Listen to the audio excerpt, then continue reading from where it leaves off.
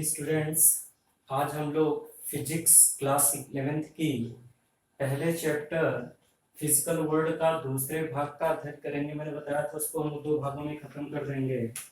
तो पहला भाग क्या है, उसमें हम लोग उसके बारे में बात किए थे कल कि फिजिक्स के प्रारंभिक ज्ञान के बारे में। आज हम लोग बात करेंगे उसी से आगे थोड़ा फिजिक्स के क्षेत्र को, फिजिक्स के अध्ययन क्षेत्र को, पूरे अध्ययन को दो बड़े पैमाने पर बांटा गया।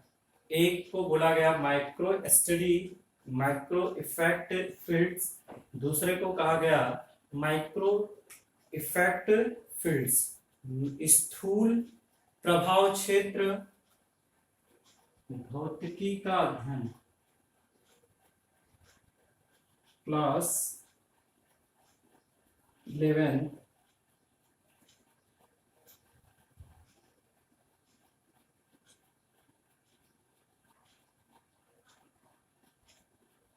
चैप्टर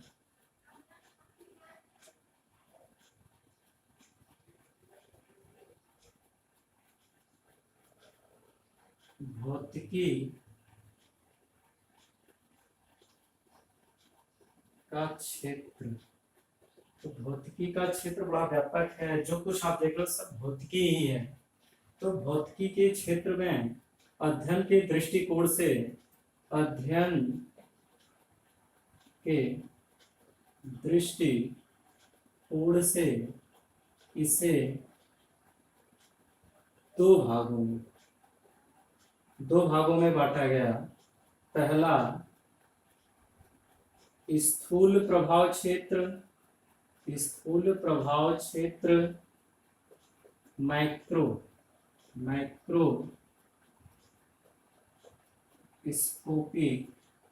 मैक्रोस्कोपिक इफेक्ट फील्ड, और दूसरा सूक्ष्म प्रभाव क्षेत्र माइक्रोस्कोपिक इफेक्ट फील्ड। तो सूक्ष्म प्रभाव क्षेत्र और स्थूल प्रभाव क्षेत्र दो भागों में बांटा गया। स्थूल प्रभाव क्षेत्र में हम खगोलीय पिंडों से लेकर के इलेक्ट्रॉन प्रोटॉन छोटे से छोटे कण तक की बात करते हैं। वास्तव में क्लासिकल फिजिक्स है, क्लासिकल फिजिक्स।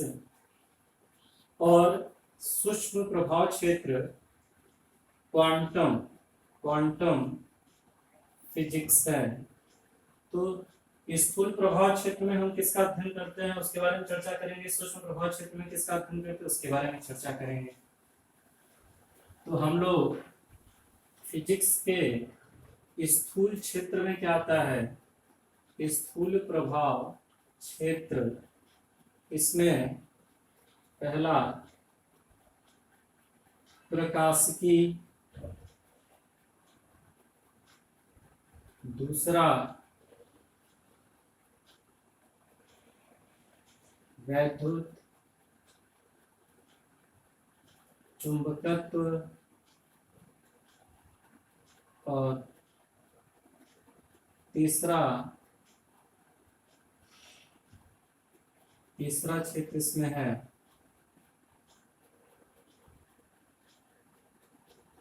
यांत्रिकी,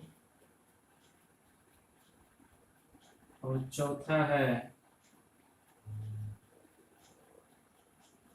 हम लोग जो चौथा इसमें अध्ययन करते हैं प्रकाशिकी, वैद्युत चुंबकत्व, यांत्रिकी, गतिशील चुंबकी, गतिशील वैद्युत क्षेत्र, गतिशील वैद्युत क्षेत्र।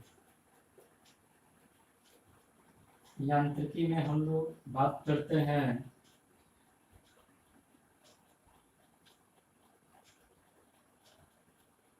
प्रकाशिकी से शुरू करते हैं। प्रकाशिकी में हम लोग पढ़ते हैं परावर्तन, अपवर्तन के नियम, सूक्ष्मदर्शी सूक्ष्मदर्शी, दूरदर्शी, दर्पण, लेंस आदि से संबंधित घटनाओं का अध्ययन करते हैं। प्रकाशिकी में ऑप्टिक्स इसको कहते हैं, हम लोग इसको ऑप्टिक्स भी कहते हैं। वैद्युत चुंबकत्व में हम लोग किसका अध्ययन करते हैं? मोटर, जनरेटर, विद्युत तथा उससे होने वाले विद्युत और चुंबकत्व के प्रभाव से होने वाले अन्य घटनाओं का अध्ययन करते हैं। यांत्रिकी में हम लोग मुख्य रूप से पढ़ते हैं न्यूटन के गति के नियम, न्यूटन के गति नियम, गति समीकरण, तरंगे, ध्वनि तरंगे। यांत्रिक तरंगे दो प्रकार की होती है, जैसा आप जानते हैं, विपथ तरंगे, अनुदैर्घ्य तरंगे, ये सब यांत्रिकी में ही आती हैं। तरंगे सरल आवर्त गति, कंपन, इन सब का अध्ययन हम लोग यांत्रिकी में करते हैं। गतिशील वैद्युत क्षेत्र में इसमें हम लोग धारा, प्रतिरोध, इलेक्ट्रॉन से प्रतिरोध, विद्युत उपकरण आदि का अध्ययन करते हैं। तो इस तरह से हम लोग कह सकते हैं स्थूल प्रभाव क्षेत्र जो हम लोग पढ़ते हैं, इन दोनों चीजों को तो हम लोग क्लास 12 में पढ़ते हैं, वैद्युत चुंबकत्व को और प्रकाशिकी को। और यहाँ पे गतिशील यांत्रिकी सबसे बड़ा पोर्शन होता है जो क्लास 11 में हम लोग को पढ़ना है, तो हम लोग इसमें बात करेंगे। मैं जल्दी जल्दी थोड़ा बात कर रहा हूँ ताकि मैं आज इस चैप्टर को समाप्त कर दूं। अब हम लोग बात करते हैं सूक्ष्म क्षेत्र। सूक्ष्म क्षेत्र इसको क्वांटम फिजिक्स, क्वांटम भौतिकी भी कहते हैं। इसमें हम लोग अध्ययन करते हैं इलेक्ट्रॉन, प्रोटॉन, न्यूट्रॉन तथा उनके बीच के परिवर्तन को। तो इसमें नाभिकीय भौतिकी,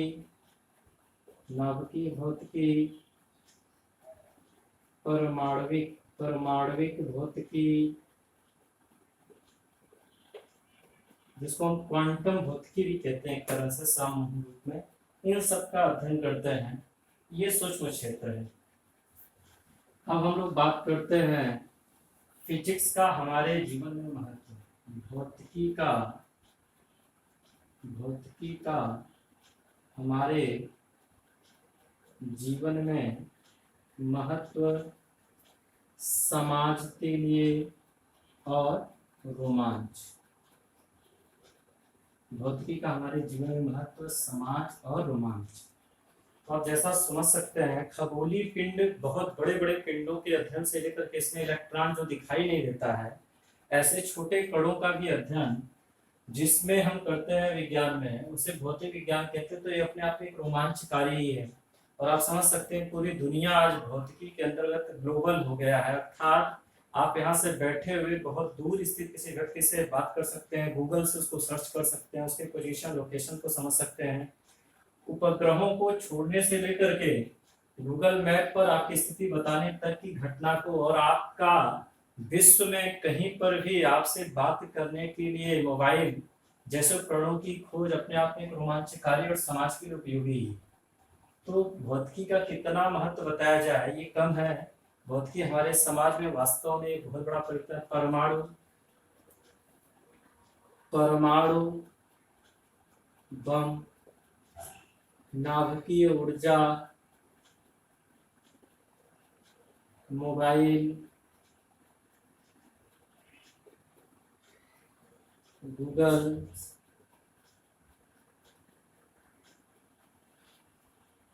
वायरलेस वायरलेस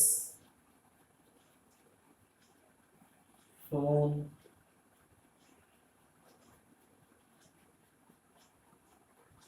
तो इन सब की खोज के पीछे कहीं ना कहीं भौतिकी ही है। तो भौतिकी हमारे समाज में आप समझ सकते हैं, इनकी सहायता से नाभिकीय ऊर्जा के लिए विद्युत विद्युत उत्पादन करने में मोबाइल आज हमारे जीवन को बहुत सुलभ और सुचारू बना दिया। गूगल से हम किसी भी चीज़ का ज्ञान लेने के लिए या गूगल का उपयोग हम वहाँ भी कर सकते हैं, जहाँ से हम जरूरत पड़ने पर अपने लिए कुछ भी सर्च करना हो तो एक सर्च इंजन की तरह इसका उपयोग करते हैं, कि वास्तव में फिजिक्स की देन है जो समाज के लिए बहुत महत्वपूर्ण है। वायरलेस फोन, जितने इलेक्ट्रोमैग्नेटिक वेव्स हैं उनकी सहायता से वायरलेस फोन बनाए गए और उनकी सहायता से मोबाइल का भी उपयोग किया जा रहा है। तो हमारे लिए वास्तव में रोमांचकारी कंप्यूटर जो एक बहुत बड़ा हुआ करता था वो छोटे से छोटे आकार में लैपटॉप तक आ गया। मोबाइल में अपने कंप्यूटर को हम ऑपरेट कर सकते हैं। तो आप समझ सकते हैं यह समाज का एक बहुत बड़ा परिवर्तन करने वाला विज्ञान है और समाज की इस आधुनिकता के पीछे इसका कहीं न कहीं बहुत बड़ा हाथ है। तो हम कह सकते हैं हमारे जीवन में इसका बहुत महत्व है। समाज में बहुत महत्व हमारे लिए रोमांचकारी इसलिए है क्योंकि हम जिसके बारे में यहाँ से अंतरिक्ष में जाकर के बहुत सी घटनाओं का, वहाँ के वातावरण के बारे में, वहाँ के बारे में अधिक से अधिक जानकारी प्राप्त कर पाते हैं। उपग्रहों का प्रक्षेपण संभव हो सका, ये सब भौतिकी के ही कारण संभव है। अब मैं जल्दी से इसमें बात कर लेता हूँ। एक अंतिम टॉपिक समझिए इसको, ये इसमें है प्रकृति में बल। प्रकृति में बल, तो आप बल बहुत से सुने होंगे, जैसे श्यान बल, घर्षण बल, गुरुत्व बल, वैद्युत बल, नाभिकीय बल, तमाम बल के बारे में आप सुनते हैं। लेकिन इसमें से वास्तव में प्रकृति में जो बल है वो मूल रूप से 4 प्रकार है। प्रकृति में मूल बल 4 हैं। कौन कौन से? पहला गुरुत्वाकर्षण, गुरुत्वाकर्षण बल। दूसरा गुरुत्वाकर्षण बल के बाद वैद्युत चुंबकीय बल।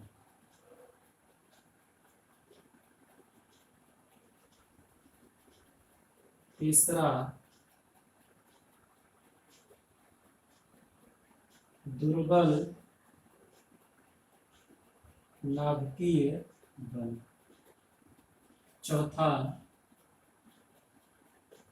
प्रबल नाभिकीय बल। तो गुरुत्वाकर्षण बल क्या होता है, आप अगर ध्यान से समझें तो सबसे कमजोर बल सभी ज्ञात बलों में। वास्तव में प्रकृति में मूल बल यही 4 है। इन्हीं के अन्य रूप से घर्षण बल वास्तव में वैद्युत चुंबकीय बल का ही एक रूप है। तो गुरुत्वाकर्षण बल सबसे कमजोर बल होता है। वैद्युत बल थोड़ा इससे प्रबल होता है।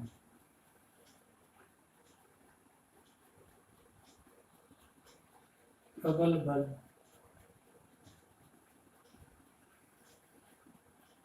ये क्या है, ये भी प्रबल बल है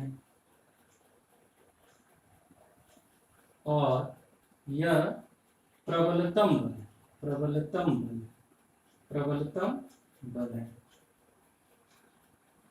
इसकी उत्पत्ति ग्रेविटान नामक कण से मानी जाती है। ये दूरी के व्युत्क्रम वर्ग नियम का पालन करता है। दूरी के व्युत्क्रम वर्ग नियम का पालन करता है। ये भी दूरी के व्युत्क्रम वर्ग नियम का पालन करता है। इसमें ऐसा नहीं, ये व्युत्क्रम वर्ग नियम का पालन नहीं करते। ये लॉन्ग रेंज में काम करने वाला है। परास क्षेत्र बहुत अधिक, इस बल का परास क्षेत्र ब्रह्मांड बहुत बड़ा,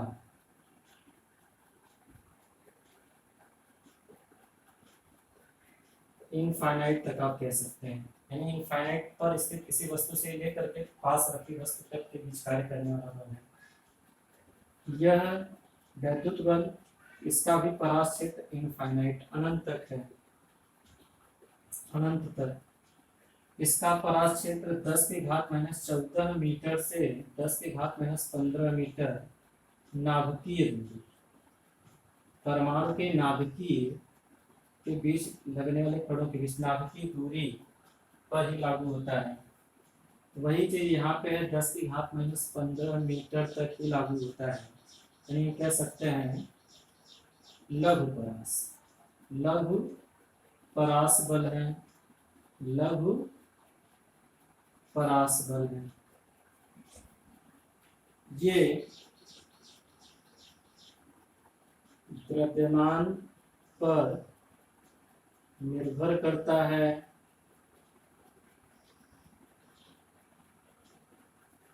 यह आवेश या चुंबक पर निर्भर करता है, यह कण पर निर्भर नहीं करता। यानी प्रोटॉन फोर्स प्रोटॉन प्रोटॉन के बीच, फोर्स इलेक्ट्रॉन इलेक्ट्रॉन के बीच, सबके लिए बराबर होता है। ऐसे ही कण पर निर्भर नहीं करता और सभी के बीच इलेक्ट्रॉन प्रोटॉन न्यूट्रॉन सब पर, चाहे वो आवेशित हो चाहे निरावेशित हो, सबके बीच समान बल लगता है। तो बल्कि मैं यहाँ इलेक्ट्रॉन कहने से बढ़िया पॉजिट्रॉन कहूँ तो ज़्यादा बेहतर होगा। यानी प्रोटॉन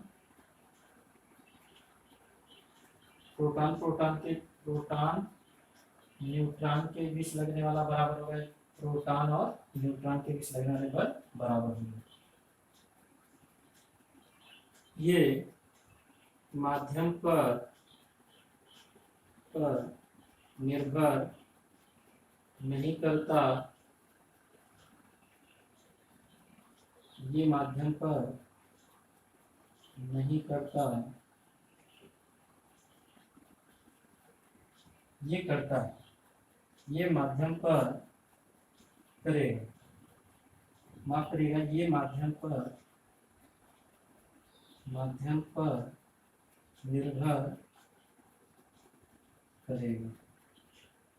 इन पर माध्यम का कोई प्रभाव नहीं होता, यानी निर्भर नहीं करता।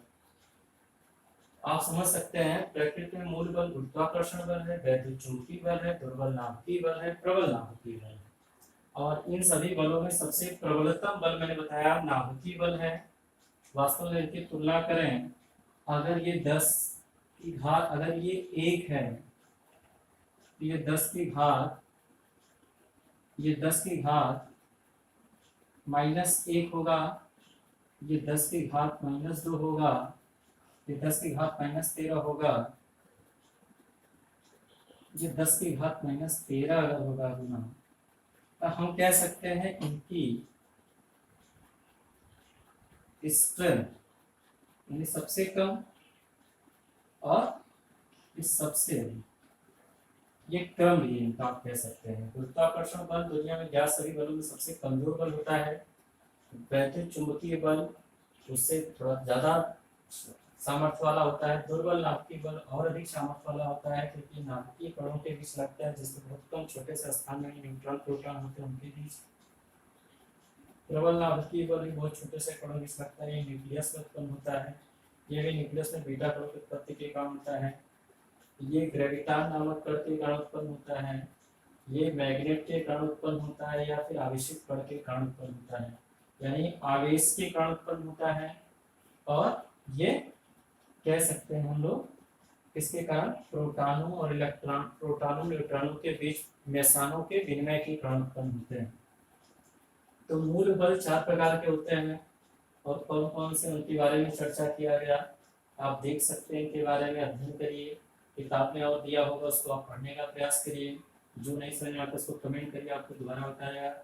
और मैं इस चैप्टर को यहीं पे समाप्त मानूंगा। थोड़ा सा इसमें एक चर्चा और कर दूं, अगर आप इसके बारे में और जानना चाहते हैं तो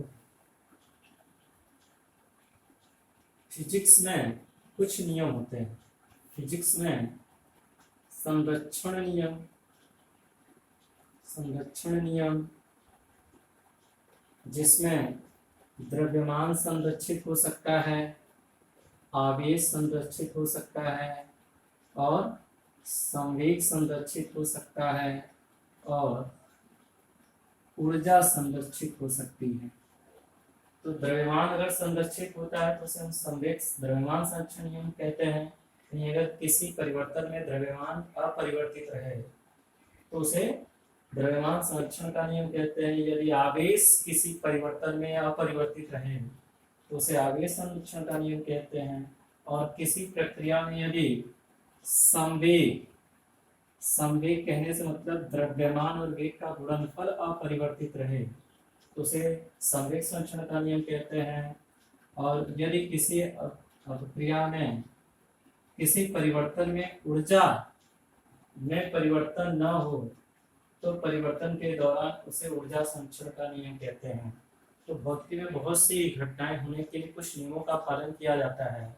जिस नियम का पालन करते हैं वो या तो उसमें संरक्षण नियम का पालन होता है या असंरक्षण नियम, अर्थात जिसमें ये सब बदल सकते हैं। मूल से संरक्षण नियम कौन कौन से हो सकते हैं उनके बारे में यहाँ चर्चा कर दिया गया। तो ये इस तरह से पहला चैप्टर समाप्त। इसमें थोड़ा सा एक चीज और बता दूं, यहाँ पे जो गुरुत्वाकर्षण बल है, गुरुत्वाकर्षण बल में अगर आप ध्यान से देखें तो ये द्रव्यमानों के बीच काम करने वाला बल है। द्रव्यमानों के बीच, ये आवेशों के बीच या नॉर्थ और साउथ पोल के बीच काम करने वाला बल है। ये आवेशित और निरावेशित, आवेशित या अनावेशित, ये भी आवेशित या अनावेशित कणों के बीच कार्य करने वाला बल है। गुरुत्वाकर्षण बल संरक्षी बल होता है, गुरुत्वाकर्षण बल केंद्रीय बल होता है। इसको हम लोग ऐसे भी कह सकते हैं, ये केंद्रीय बल। केंद्रीय बल वे बल होते हैं जो दो द्रव्य कणों के केंद्रों को मिलाने वाली रेखा के अनुदिश रखते हैं, ऐसे बल को केंद्रीय बल कहते हैं। वैद्युत चुंबकीय बल भी केंद्रीय बल है, यह भी केंद्रीय बल, यह भी केंद्रीय बल है। और अगर ध्यान से देखिए तो हम लोग बात करते हैं इनके बारे में, तो ये भी केंद्रीय बल नहीं है, ये भी केंद्रीय बल नहीं है। ये दोनों केंद्रीय बल नहीं होते, न ही व्युत्क्रम वर्ग नियम का पालन करते हैं, जबकि ये सब व्युत्क्रम वर्ग नियम का पालन करते हैं। क्योंकि व्युत्क्रम वर्ग नियम कहता है force is directly proportional to 1/r²। r दूरी बढ़ने के साथ साथ बल का मान घटता है। इस तरह से हम लोग समझ गए। और यह चैप्टर एक तरह से भौतिकी का सामान्य परिचय था और यह यही समाप्त किया जा रहा है। कल से हम लोग बात करेंगे यूनिट एंड मेजरमेंट, मापन और मात्रक। महत्वपूर्ण चैप्टर है और मैं आपसे कहूँगा उसकी तैयारी करके पढ़ करके आइए और मेहनत से पढ़िए। कल इसके बारे में चर्चा किया जाएगा। धन्यवाद।